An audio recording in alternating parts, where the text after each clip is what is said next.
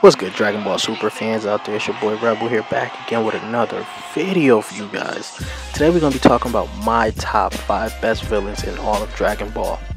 Now I'm going to make this list pretty controversial to stir up some, some discussion in the comment section down below, right? So if you guys don't like my list, leave your list in the comment section down below and we can talk about it. So let's get right into it. Also, if you guys haven't subscribed already yet, please do so. We're on the road to 1,000 subscribers, so if you guys want to help out with that, hit that red subscribe button. Let's get right into it. So at number 5 we have Moro. Moro I put at number 5 as a potential type pick. He has the potential to be the greatest, to be the best, villain as of right now, because there's not much known about him, but he just has that potential right there because of the fact that to me, he's the first magic base user, villain. He has the potential to fight against Ultra Instinct Goku, which is like the top form right now in all of Dragon Ball. Then he has Vegeta. He's going to be fighting Vegeta, who has a certain technique that might be able to take him out. Who knows?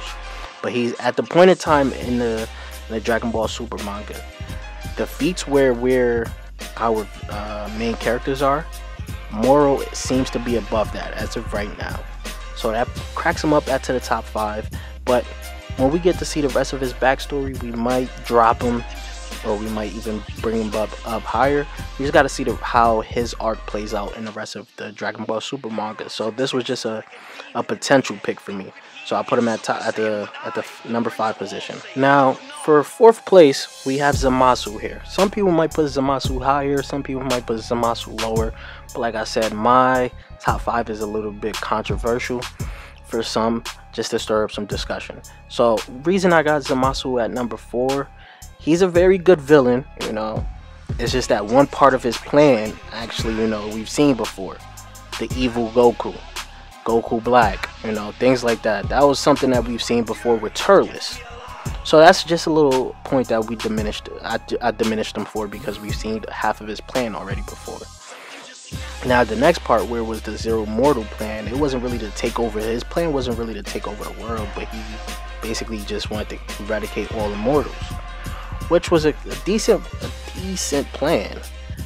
And merging that with the fact that he's also taken a version of Goku's body, then later on in his story he actually fuses with himself in Goku's body to make Zamasu a very powerful villain at this point in time that could only be destroyed by Zeno, basically eradicating that future timeline.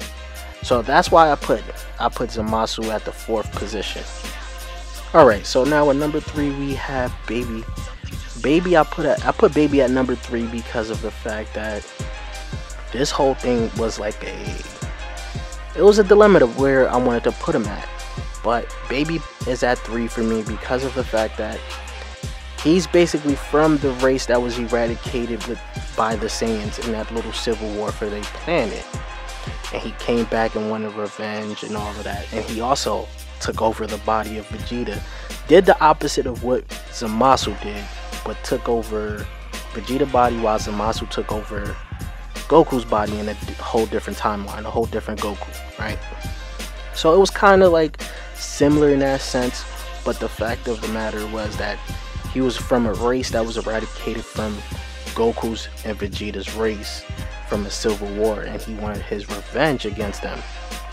So that made me put him more towards the 3rd. Things could have played out a little bit better for him. I felt like he would have been a much better villain now, coming into Dragon Ball Z, Dragon Ball Super, as we seen the Tuffles, a Tuffle, character in the Tournament of Power. But let's get right into number 2. At number 2 we have everyone's favorite villain. Can't make a Dragon Ball Super villain list without him, Frieza.